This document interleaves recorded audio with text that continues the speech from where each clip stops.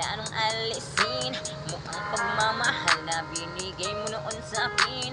Lumisan ka ng biglaan, nabuo bigla yung salitang paalam. Pero kahit gano'n ang ginawa mo, ako'y bumangon at di para magbago. Yeah, baka nakakalimutan mo na kung sumira sa ating dalawa na pilit kong pinag-ingatan. Tapos ganun kadali lang sa'yo ako'y tanungin, pwede ba mong ibalik ang lahat ng pinagsamahan?